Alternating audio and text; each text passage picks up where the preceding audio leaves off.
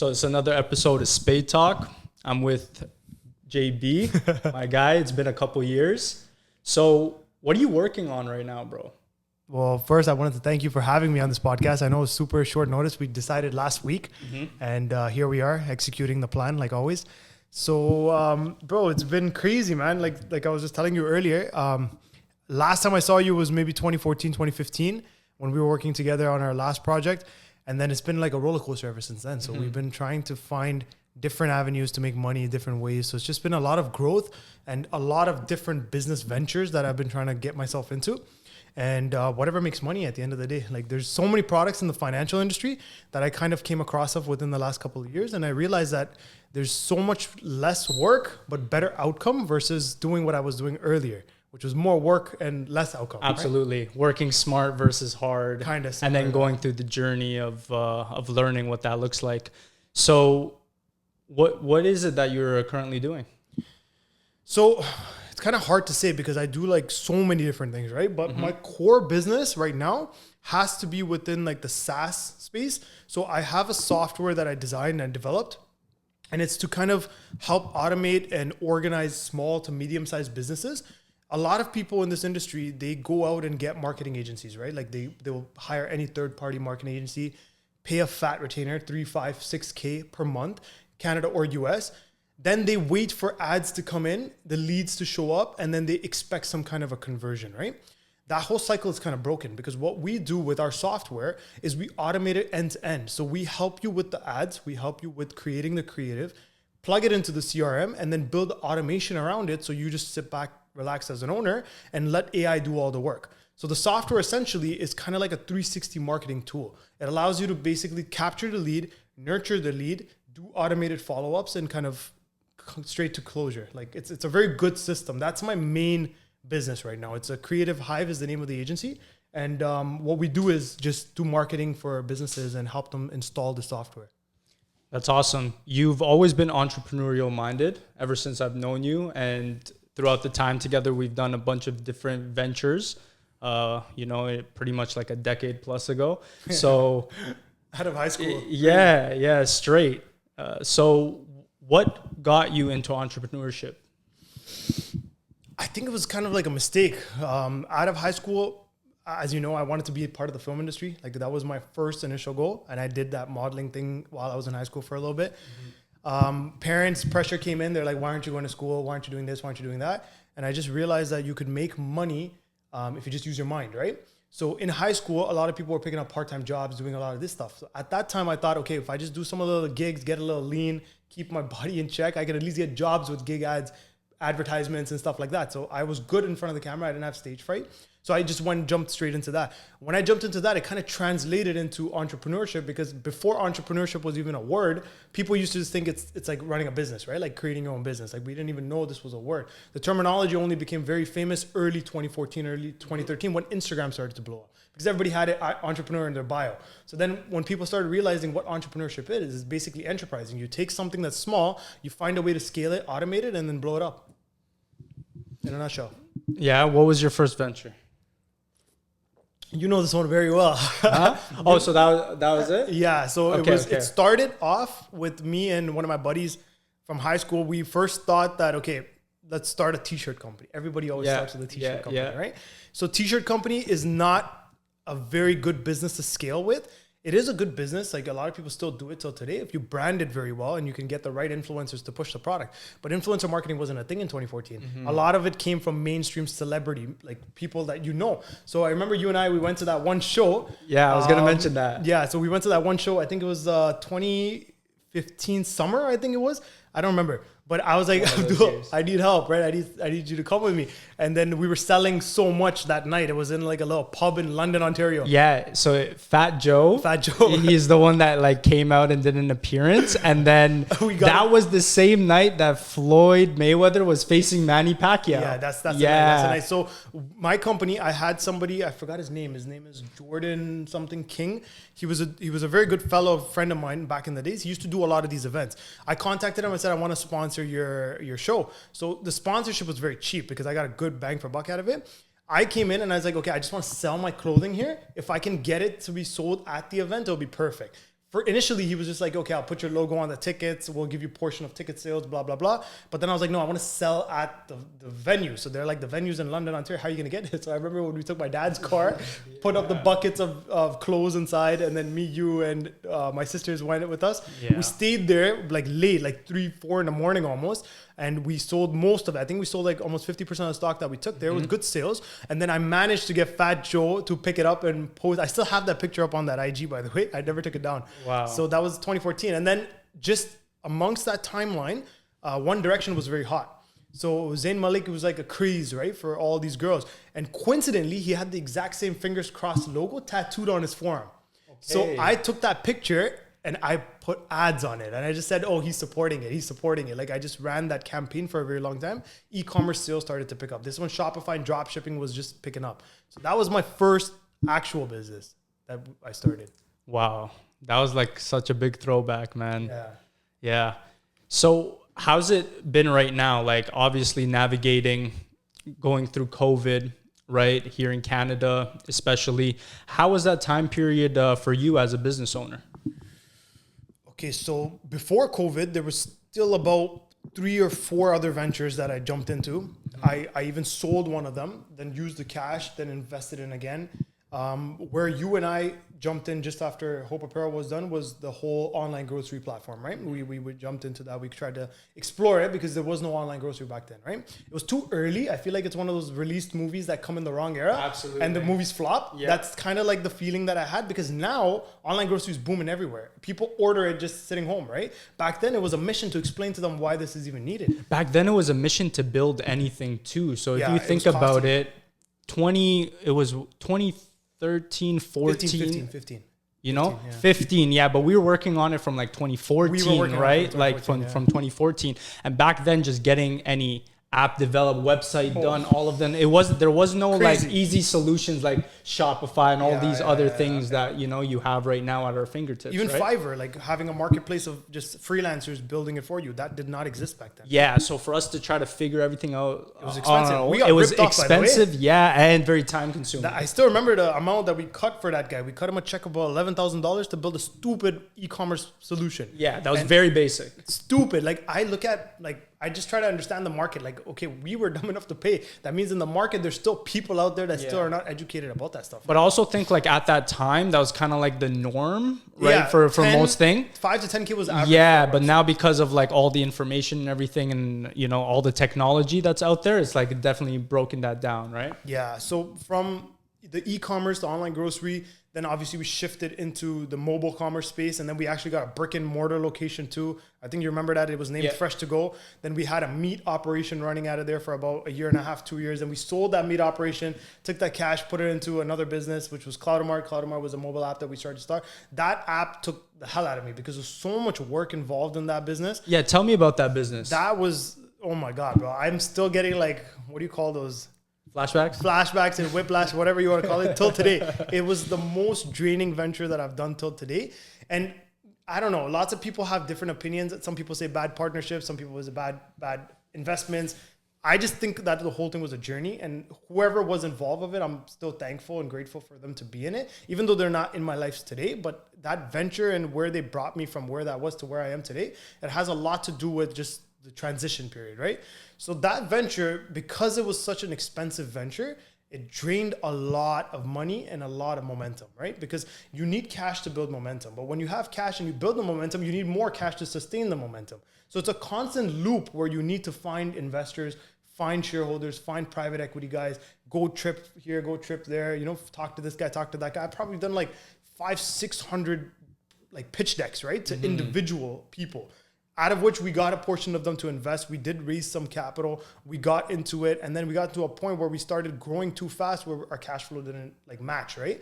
And what really ruined us, we started taking aggressive marketing attempts. Like we tried to copy Uber.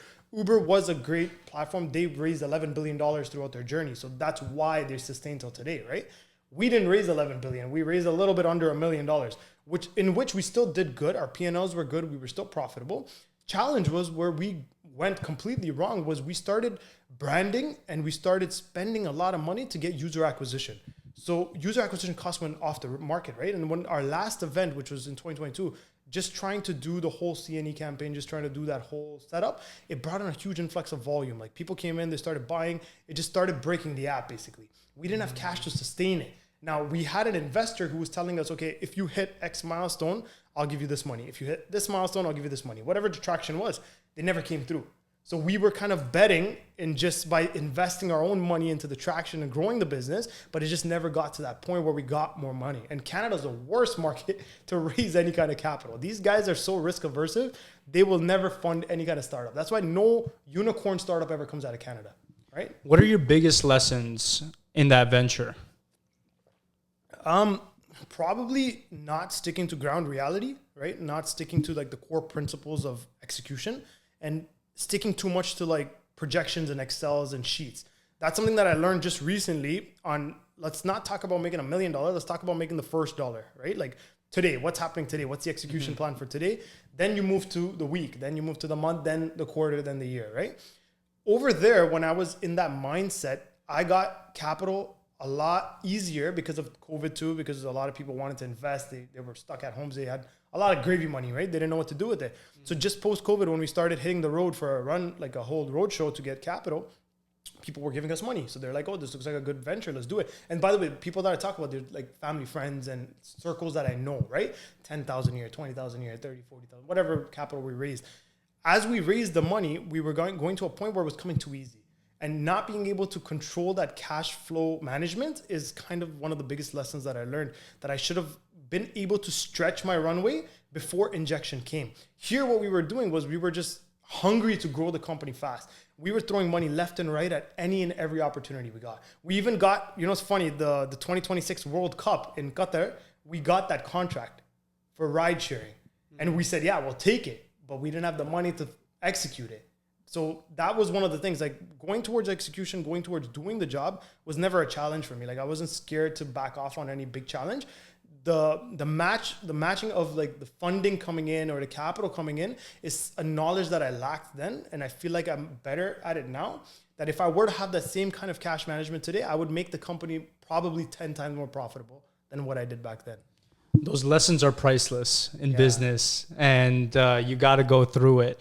I myself, you know, since our last venture, have gone through lots of different other experiences and ventures and stuff since. So I understand that, yeah, like when you go through it, in the moment, it's so draining. In the moment, it could be like a lot to handle. That's why a lot of people don't choose this path, right? Because it takes a lot to take the risk.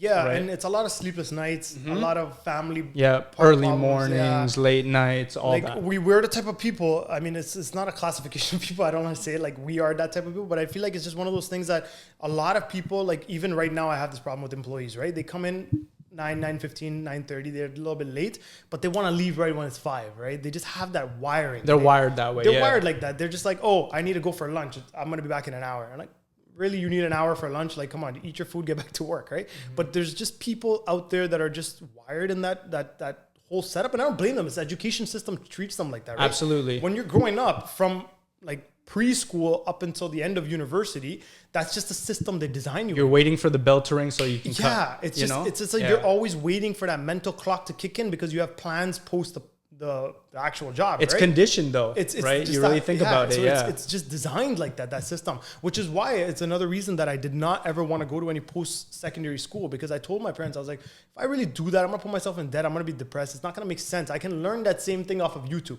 Like whatever they teach, everything's available, right? But that mentality, it's very hard to accept from the previous generation. It's hard. What type of friction did that cause, like with you, when you decided that you weren't going to go post-secondary? So I was lucky because, like I said, when I got out of high school, I was already in some gigs, right? Like I was doing some like shows, I was doing some jobs here and there. So back in 2014, the average household income was around $3,000, right? $3,000 to $4,000. Not so much better now. It's probably $5,000 or $6,000 now, but back then it was $3,000. I was able to generate that as a sole person back then. So when I was bringing that kind of money and I passed it on to my mom and dad and I said, hey, here you go, like my first check here, whatever.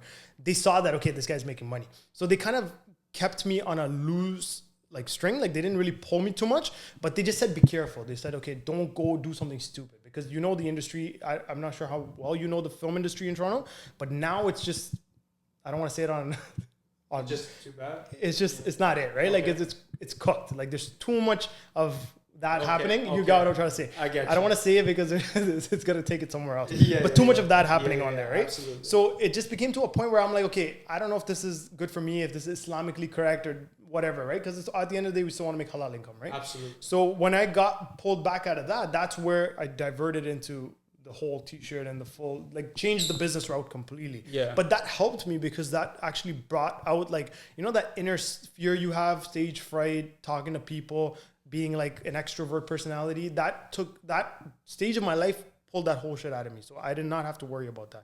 So for your question to be asked, like in the beginning, because I was able to produce, I didn't really get questioned too much about, okay, when are you planning on going to school?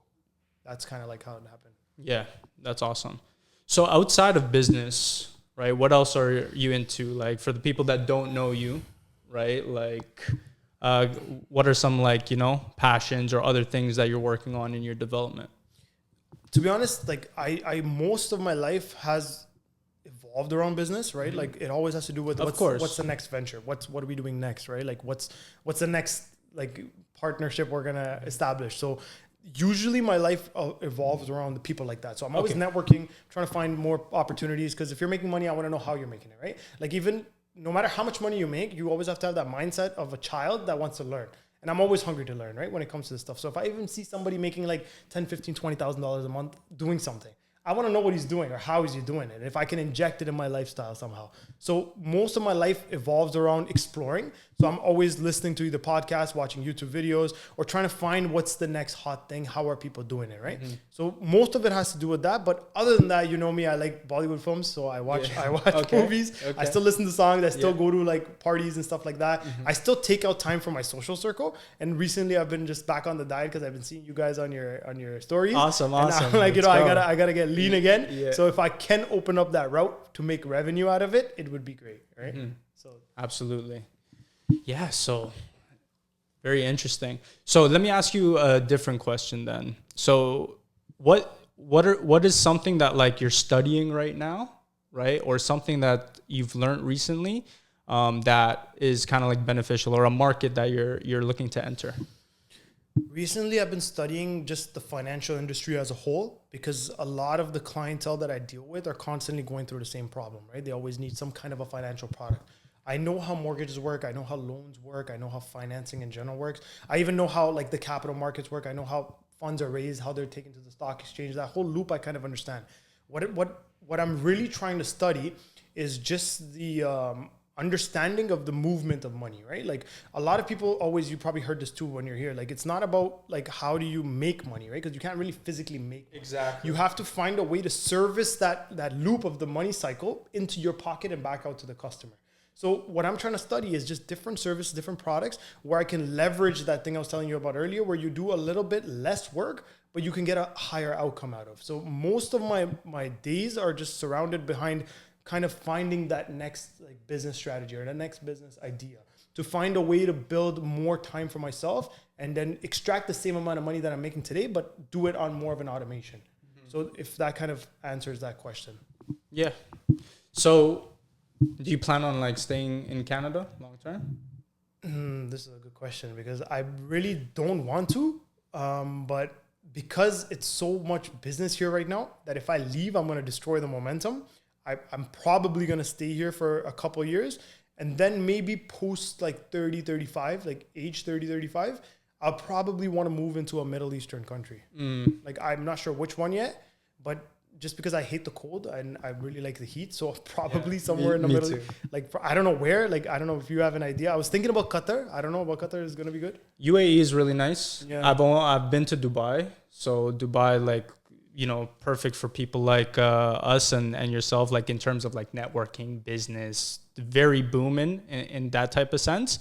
I heard the summers are really hot though. Yeah, it's like right? 45, 50 right now, right? Yeah. So it can get really hot. So ideally, my setup is summers in like Canada, Toronto, right? And then, you know, like pretty much in the Middle East region or whatnot. Yeah, the whole goal is for like geographical freedom and time freedom.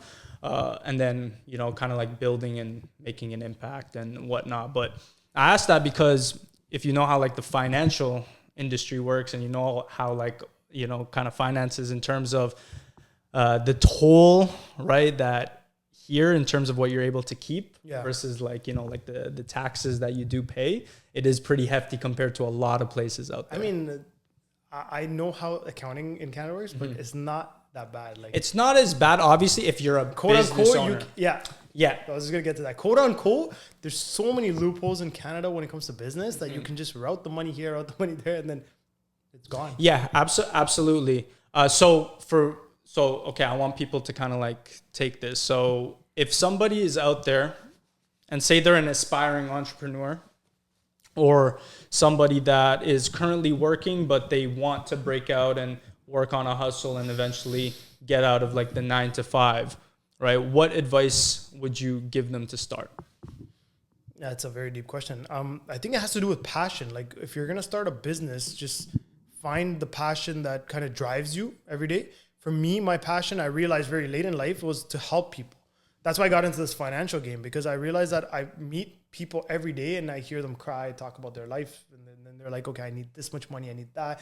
So that's why I got into learn how the real estate market works, the mortgages work. So my passion wasn't to just help people naturally, right? So when I got into a business of helping people, it just became my love, right? Like I just feel like, okay, when this guy calls me even at 1 a.m, I'll answer his call because I really want to know what happened, if there's anything I can do. So just that passion of helping people is where my whole business was designed, right? Like even marketing, I get people crying to me and say, I don't have sales, I don't have leads, I don't have this.